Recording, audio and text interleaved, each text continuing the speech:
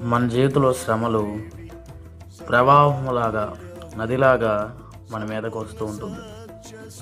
అయితే ఆ నది, ఆ శ్రమలైన నది, ఆ శ్రమ అనే ప్రవాహం ఒక చోట ఆగిపోవాలంటే అవి మన కుటుంబంలోకి రానియకుండా, మన జీవితంలోకి రాకుండా ఆపివేయగలిగే వ్యక్తిగా నువ్వు ఎప్పుడు ఉంటావంటే, నీ భక్తిని నువ్వు మోయగలిగినంత వరకు, నువ్వు వాక్యం చేత నింపుకొని ఆ వాక్యాన్ని మోసేవాడివైతే, ప్రార్థన జీవితాన్ని మోసేవాడివైతే, విశ్వాసాన్ని మోసేవాడివైతే, అలా అటువంటి వ్యక్తిగా నువ్వు ఉండగలిగితే నిజముగా నీ జీవితంలో ప్రవహిస్తున్న శ్రమలు, నీ కుటుంబంలో వెళ్తున్న శ్రమలు, నది వలె వెళ్తున్న శ్రమలు దేవుడు ఏకరాశిగా ఆపివేస్తాడు, ఏకరాశిగా నిలిపివేస్తాడు.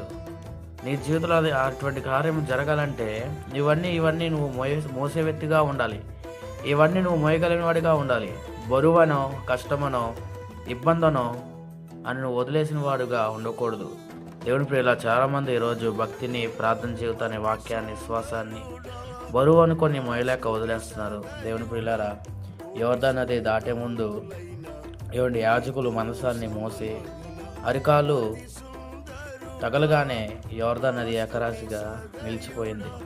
కనుక నీవు కూడా అటువంటి వ్యక్తిగా ఉండాలంటే నువ్వు దేవుడి వాక్యాన్ని, ప్రార్థన జీవితాన్ని, విశ్వాసాన్ని, పరిశుద్ధతని, భక్తిని మోసేవాడిగా ఉండాలి. అవి నువ్వు నీ హృదయం నిండా నింపుకొని నీ హృదయం వాటి చేత మోయబడుతూ ఉన్నప్పుడు శ్రమలు నీ పాదములు ముందుకెళ్తున్నప్పుడు ఆ శ్రమలు ఏమవుతాయంటే ఆగిపోయి ఒక చోట నిలిచిపోతాయి.